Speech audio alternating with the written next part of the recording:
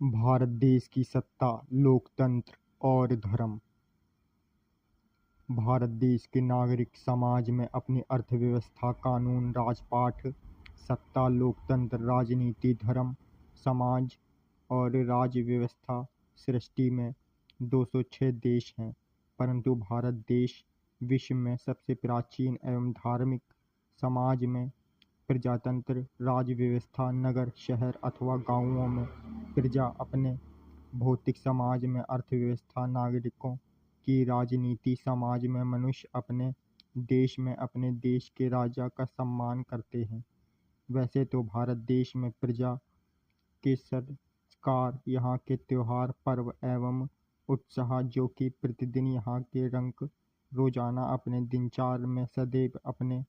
से बड़ों का सम्मान एवं जिस प्रकार से गांव के हर सदस्य अपने गांव के मुखिया, सरपंच एवं प्रधान के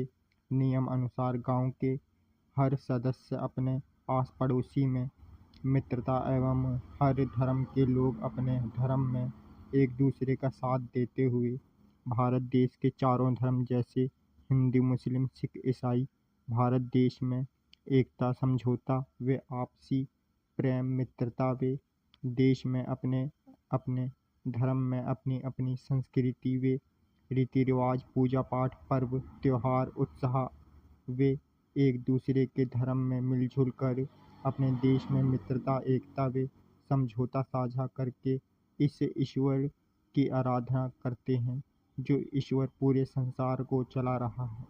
भारत देश में यह एक चिड़ियाघर है जहाँ का राजा शेर होता है और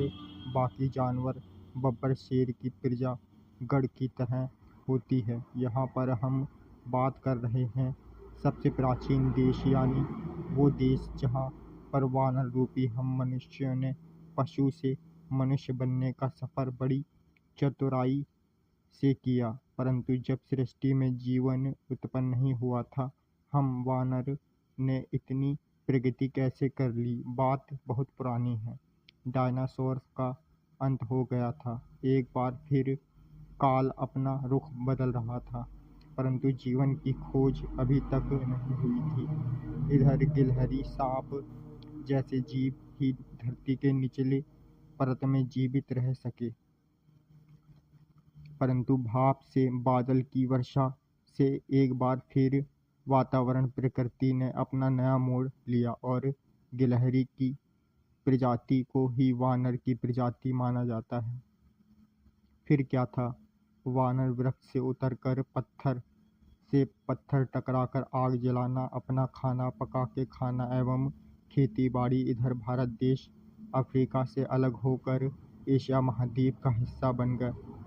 माना जाता है कि पाकिस्तान देश जो कभी भारत देश का हिस्सा हुआ करता था, जगह मोहनजोदाड़ो, हड़प्पा सभ्यता, इसी जगह